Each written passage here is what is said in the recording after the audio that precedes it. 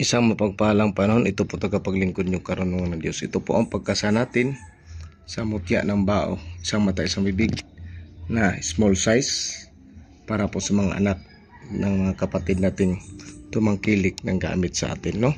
So ang orasyon po ay ang panimulang dasal o pundasyon na po pagtawag sa mga iba't ibang pangalan ng representasyon, pangalan ng Diyos Ama, Paternoster, Sator Rutas.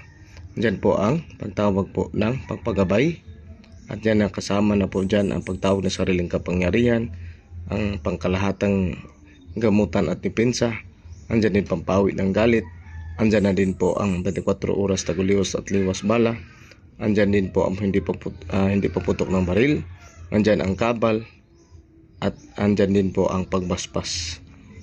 Meron po dyan ang pagtawag ng sariling kapangyarihan, ang pagtawag ng armas at baluti at kalasag ng katawan, at andyan din po 17 kabal, at andyan po ang pagtawag din po ng Santong Ama at Santong Ina.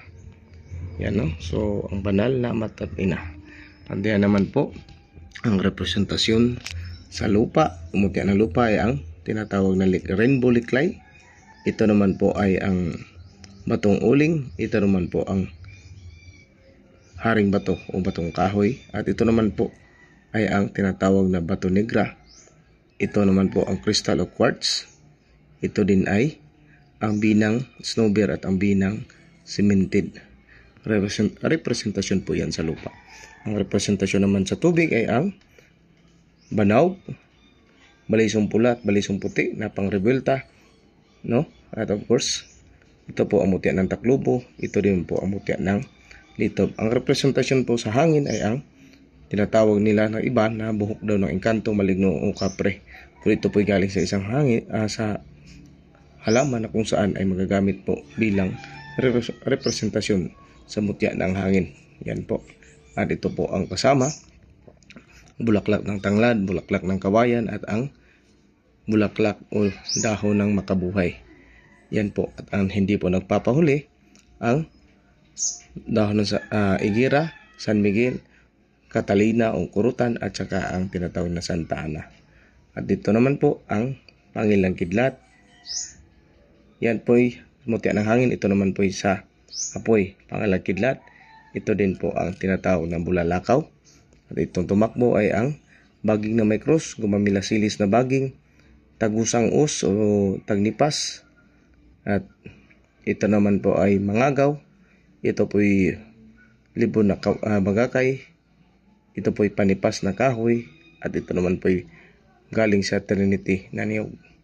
Yan po ang isasangkap natin, at yan lang po ang pwedeng ipakita.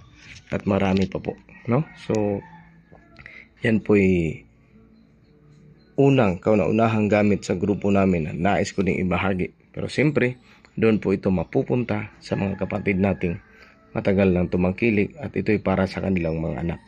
Kasi yung malaki ay yung ganito na size ay major na ang laman.